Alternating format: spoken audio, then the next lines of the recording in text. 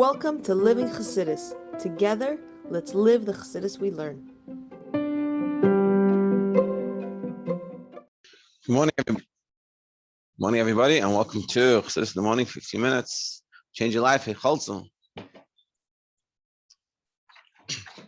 So, just a quick story. That one time there was this kid. So in the old days, on Shabbos afternoon, they would come to Mincha. I think a lot of times they would walk down Kingston, and all these people would sort of watch as the Rebbe walked. And there was a lady, and so I think the ladies and the kids would stay around like 7:70, and as the Rebbe would walk back to his office from like Mincha time. So one time, this kid, like as the Rebbe walked past, the kid saw, and the kid thought that the Rebbe was his father. He didn't realize. So he ran up to the Rebbe, and he put his hand out to hold the Rebbe's hand. So the Rebbe, quick, realized what was going on. So he held his hand. He didn't do anything. And so they're walking, and the kid, Nevach, he had like a runny nose or something. So he grabbed the Rebbe's coat, and he rubbed, like he cleaned his nose on the Rebbe's coat. The mother sees us, and she's mortified about the whole situation, and even more about the fact that her son has wiped his nose on the Rebbe's coat. So afterwards, at a certain point, the kid realizes the Rebbe probably got a pretty big fright, and then he went back to his mother. And afterwards, she wrote a letter to the Rebbe of an apology, like, I'm sorry that you're probably wearing a coat, your coat got dirty, And so the Rebbe said to her, essentially, the Rebbe just replied to her that there's nothing to worry about, it was totally fine, and that we have to appreciate the sincerity and the innocence of a kid. But they're no, they don't mean anything bad, and they're just innocent. But I think a lesson for us in regards to in terms of Heichaltzu, the Rebbe could have been like, oh, my coat is all dirty now, I have to take it to the dry cleaner, the Rebbe has to look presentable, and there could have been made a big fuss. Now, of course, it's the Rebbe, but I think it's a lesson for all of us that when things happen, not necessarily work out the way we want it, how do we react to that? If we appreciate all from Hashem, and this is sort of the Shar B'tachin, appreciate all coming from Hashem, and that Hashem's in charge. So what am I worried about? Why am I getting upset? Hashem knows what He's doing. Hashem's taking care of it. But it's just a perspective shift on how to treat things that happen in our lives, and especially people that do things that not necessarily is the nicest. How do we look at it? And I have to say, just a general, before we can start, that this has been for me so far, the learning and of seeing it, I'm looking at it, and I'm noticing how to look at other people and being a lot more favorable and less judgmental and things like this. And I hope people are getting also these good types of things. So now in today's class, essentially, we're going to start talking about, and this is Chassidus does a lot, how it applies within us, within understanding these different levels of connection, separation. The Rebbe Rashab uses different mashalim. So the mashal will be like a seichel within us and how it all works. And that will help us understand this idea of the union, how we can bring about unity within ourselves and unity in the world around us and in our friends, and versus the separation. Yeah. So Parak, hey, top of page 32. In the previous chapter, the Rebbe Rashab focused on the manner in which the qualities associated with midyan are reflected in our own characters, generating baseless hatred, intolerance for others for no reason whatsoever, that leads to strife and friction. So that's how it is within us, when we have no intolerance, baseless hatred, and things like this. In this present chapter, he focuses on chochmah, the attribute in the spiritual cosmos, and the power within the godly soul. We're going to discuss chochmah, that opposes such friction and brings about unity, and how chochmah brings about unity. So, let's see. Thus, we can understand why the clip of midyan is the force that opposes the sphere of chochmah. Now we can understand why midyan and chochmah, they go opposite each other. Why?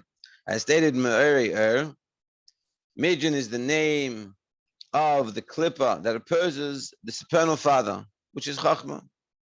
Like chochmah is father, bina is mother, because chochmah is like a simple idea, and we're going to discuss this. Chochmah is like a little point of an idea. It's like the father brings the seed, and bina is like the mother, which the seed just stays within the womb for 9 months, and you bring about children. So chochmah is that, and that's what's called the father. So it is well known that chochmah is characterized by bittul. Because this concept is alluded to in the very name, the word chochmah, which is comprised of two words, koyach ma, the power of ma, the power of what? Because chochmah is a bittul, because chochmah is getting intellect from something that doesn't understand. When you come and you hear something, you can't learn if you think you know everything. When someone's speaking, it's like Shalom Davis says this a lot.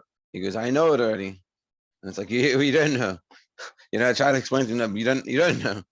So to here, he's like the chochmah. The definition of chochmah comes from the word koyach, the ability of what, but it meaning I don't know what it is. So I have a bittul to learn, a bittul to receive the information, and it's also on a bittul because I don't really understand it. Bina already, when you're starting to understand it, you're trying to bring it out a little bit and try to like open and unpack it and use yourself. Whereas chochmah is receiving. It's like some examples when the chast comes to the Rebbe and he listens to a maimer or sikh or whatever it is, he has a person. In order to listen to it well and to understand it, you have to have bittul. If you're going to sit there and you're going to say, "Oh, let me see if I understand this, how I understand this," the whole time, then you're not going to be listening to what's going on. But you have the bittul to receive. So ma literally what points to that amorphous nature of chochmah, a state just short of non-existence. Chochmah is generally translated as wisdom. In Chassidus, the term has a more specific meaning. That meaning can be clarified by first explaining the difference between intellect and emotions. So emotions refer to the person's feelings about a particular entity or other person, how that entity or person affects him. Intellect refers to the objective appreciation of what the entity is. Midas, emotions, is how that internalizes within me, how I receive it, and how it connects with me, and how do I feel about it. It's very much I. Whereas the intellect is about that thing. How the person feels about it does not matter. Such an objective understanding requires bittul, stepping above one's own identity and appreciating the other entity for what it is. However, within intellect itself, there are different potentials. So he's saying in general, intellect versus emotions. And emotions very much how you, and that's why like a lot of times when you have the opposite of bittul and the opposite of connection connects with it's emotional. Emotionally, things bother you. As emotional is very much how it comes within you and how you feel about it. And so it's not a bittul thing, whereas intellect is bittul. And that's why sometimes people are like you're being too intellectual, you're not feeling enough, which is true and it's a good thing in certain areas. But in this area, we're saying it can also be not. But within intellect itself, there's different levels. So you have chacham bin adas. To underscore the difference between the first two of these terms, chochmah is described within the analogy of a lightning flash, i.e. a person suddenly grasps a previously incomprehensible problem or concept, an aha moment in colloquial speech. Yeah, like you say, aha, like, I think I got it. But at that point, you don't really get it. You haven't formulated it, but it sounds like it. But it's very at a point. It's not really clear. It's like a flash. At that moment, he identifies with the idea and is absorbed in it. He can't explain it to someone else, yeah? Why not? Because explaining requires him to use his own conceptual frame of reference. And at this moment, he's above his own conceptual frame of reference. He's absorbed in the idea. And again, that's a bittul. Bina is the means through which the person integrates the concept into his conceptual framework, comparing it to other ideas, breaking it down to particulars, probing into its steps.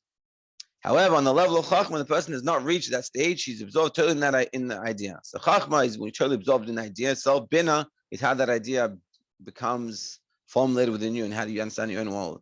It's like when a chayzer or the Rebbe, people would remember the Rebbe's sichos and memorim, they were very much on this level of chochmah. They wouldn't think about what they were learning, what they were hearing. They were just opening themselves up as a channel to receive. Afterwards, they would come and they would write it down and they'd be able to like give it over. For this reason, chochmah is also referred to with the analogy of the drop of sperm. Although the drop of sperm contains the DNA of the child conceived from it, it is totally incomparable to the fetus that will evolve from it. This is what chochmah is referred to as ma, something amorphous. It's so nothing. It's like a seed, like a one piece of sperm that creates a whole child and a baby and ultimately an adult is incomparable. It's so nothing. The Bible explanation that one is absorbed in an idea and experiences a step above his ordinary thought and becomes identified with the concept on which he's focused enables us to understand the function of chochmah in the spiritual realms. And now we can understand with all this explanation what is the purpose of chochmah. Thus, in the world of Atzilus, chochmah refers to absolute bittul within God's infinite light. So in Atzilus, chochmah is the ultimate bittul within godly light. Moreover, since chochmah is characterized by bittul, it's absorbed in godliness is not a momentary flash, but an ongoing state. Being that it's in godliness, so it's above time, so it keeps on going. Not only does chochmah constitute a state of bittul in and of itself, it also brings about bittul within the realm of the mood of attributes. Since chochmah is absorbed and hence subsumed within God's infinite light, not only does it not feel its own identity, but it also radiates this sense of non-identity to the other attributes. So chochmah also gives over this feeling of non-entity to the other levels, causing the emotive qualities to be affected by that light and function in a similar manner. And that causes that the other levels also work this way with this bittul of chochmah. Just like chochmah has a bittul, so too these other levels will have a bittul. This is expressed in the spiritual realm as the name Ma of the realm of Tikkun, as explained elsewhere. And this is sort of like Ma of Tikkun, because like we said before, Toyul, we talked about in the last parak, is all about it's very ego and too much of itself and had space for other people. Tikkun is the opposite extreme that has a lot of space for other people. So we're talking about the level of Ma, this like chochmah level in Tikkun. Note the elaborate explanation of Teres Chaim, the second Maimon in Tad Bereshis, and over there it talks about this a lot. So hence, chochmah reflects the ultimate state of synthesis. This is discussed in another source in connection with the teaching of the Zohar on the verse, "You are my witnesses." That source explains that the original division of the letters into distinct entities is specifically the function of midos, that to make the distinctions is in the midos. And he's going to explain. Before a thought is expressed, it exists within a person's mind in an amorphous manner. The person cannot find words to express what he wants to say. As he processes the thought and draws it down within his emotions, the words and letters he will choose to express it become clearer. So you have the idea, it's like an idea, but then you have to think about it through and try to figure out how you're going to express it and how you're going to put it into words. And at that point, in the beginning, you don't have anything. You don't have words. You can't express it. You can't explain it. There's no letters.